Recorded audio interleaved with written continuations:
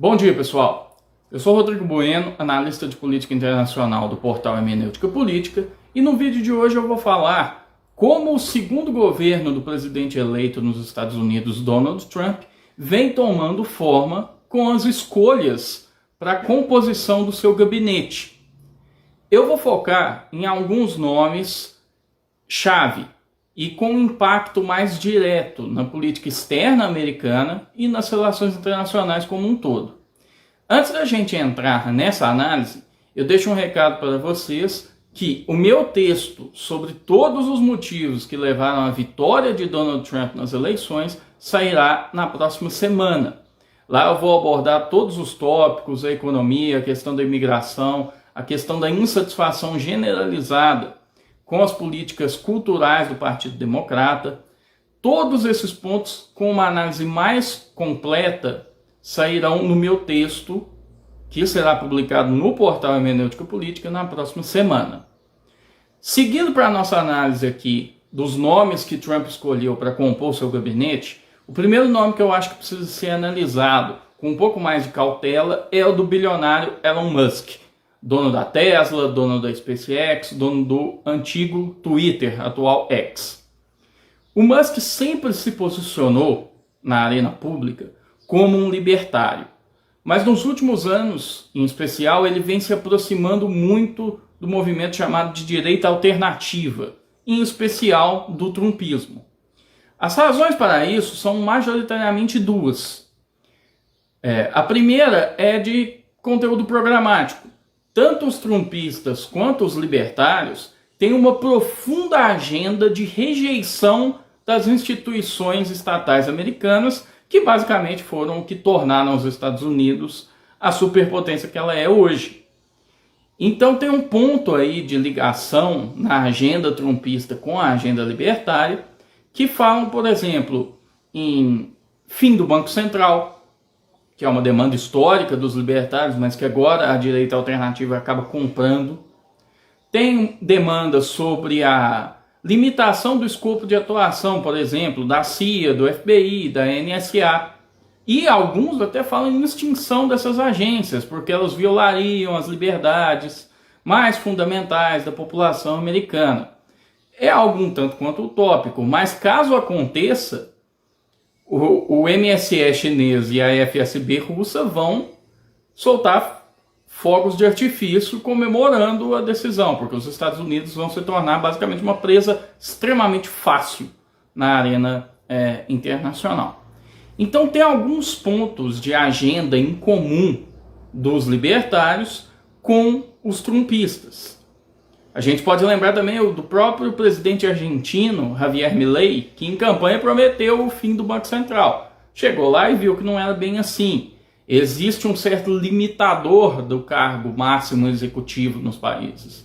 Não pode fazer tudo o que você deseja. Em certo sentido, o legislativo tem até mais margem de manobra do que o executivo. E dentro dessa gama de aproximações entre os conteúdos programáticos do trumpismo com o libertarianismo, também vem a questão da política externa. Ambos pregam uma política externa mais um tanto quanto pacifista, e o uso extensivo da diplomacia econômica para resolver as controvérsias, os conflitos entre os estados.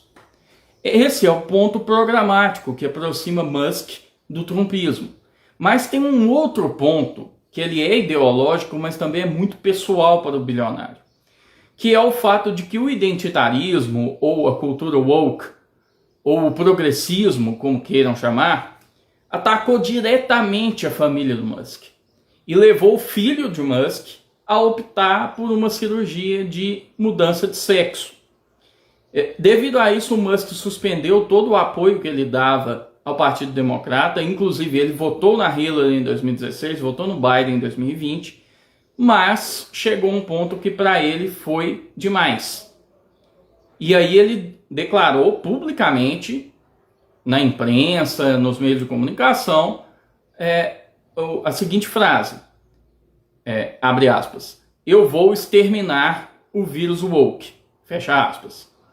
Então a gente precisa levar em conta que Musk tem o dinheiro, tem os meios, tem os contatos de poder e tem o tempo para tal.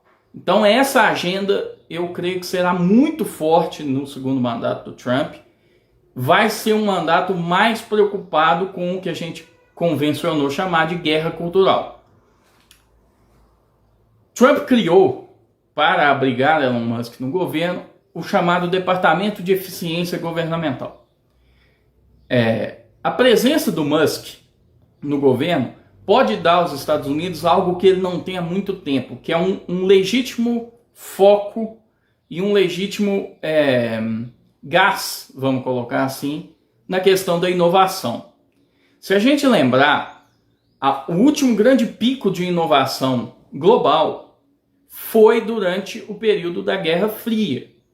As corridas nucleares, as corridas armamentistas, as corridas espaciais entre os Estados Unidos e a União Soviética, que em um segundo momento desembocaram em melhorias também para as indústrias civis, não apenas para a indústria militar, e que de certa maneira possibilitou que os Estados Unidos se tornassem essa superpotência tecnológica que hoje ele é. E essa superpotência tecnológica que hoje enfrenta um desafio muito maior do que o desafio colocado pela União Soviética, que é o crescimento da China, inclusive nas áreas de alta tecnologia. Então a presença do Musk no governo pode dar aos Estados Unidos esse gás que faltava para conseguir competir de uma maneira mais inovadora com o desenvolvimento tecnológico chinês. Então pode dar muito certo, porque se isso ocorrer, pode ser a chave para a vitória nessa que muitos analistas, e eu concordo, chamam de Segunda Guerra Fria ou Guerra Fria 2.0 entre os Estados Unidos e a China. E que, se naquele momento focou em corrida nuclear, corrida armamentista e corrida espacial, agora a corrida, sem dúvida nenhuma, é tecnológica. O controle pelas inteligências artificiais, o controle pelos sistemas de automação, pela computação quântica e por aí vai.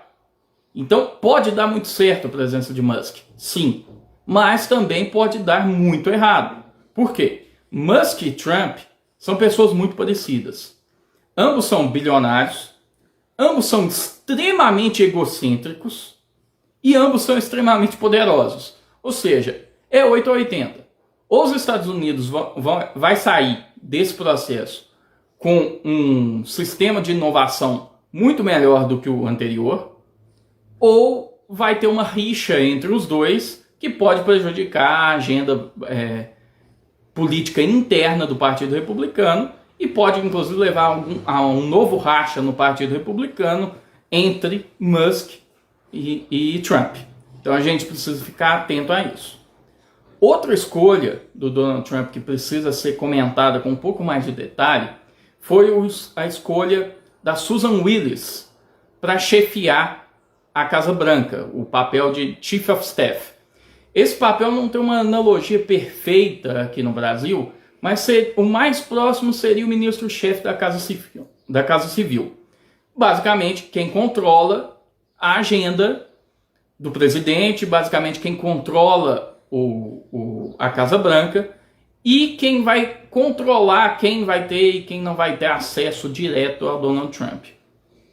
A Susan Willis é uma estrategista de longa data do Partido Republicano e é creditado a ela, dentre outros, a maneira como a Flórida deixou de ser um swing state para se tornar legitimamente um estado vermelho nos Estados Unidos, um estado que tendencialmente sempre vai votar republicano.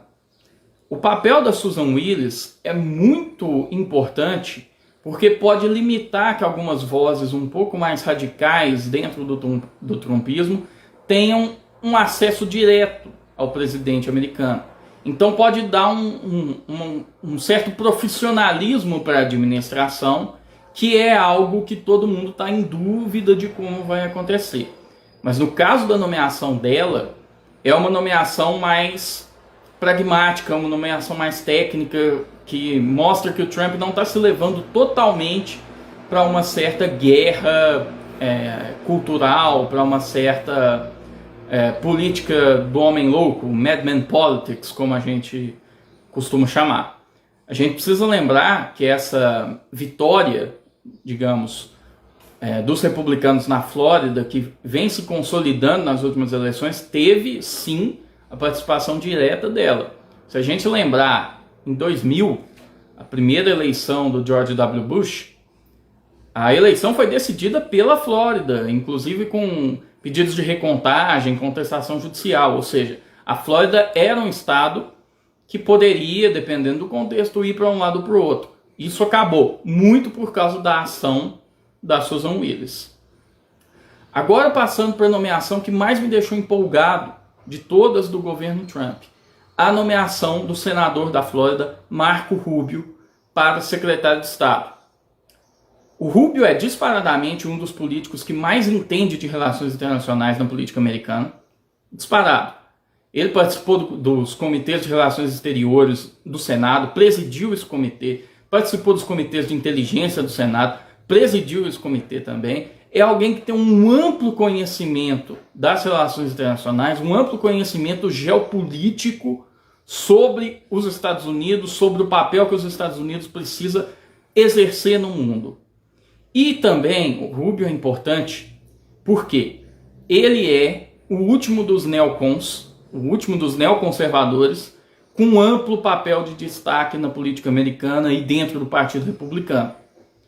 Então, caso o Rubio seja bem sucedido como chefe de Estado, pode ser um retorno dessa ideologia aos holofotes e pode ser que o Rubio se imortalize como um dos grandes secretários de Estado da história americana, ao lado de nomes como o Colin Powell, o Henry Kissinger e a Condoleezza Rice.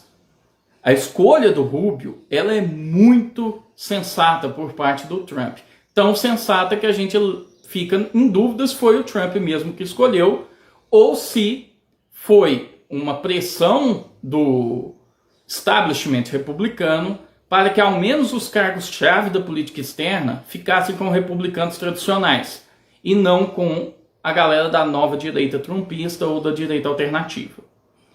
O Rubio defende alianças multilaterais, transnacionais.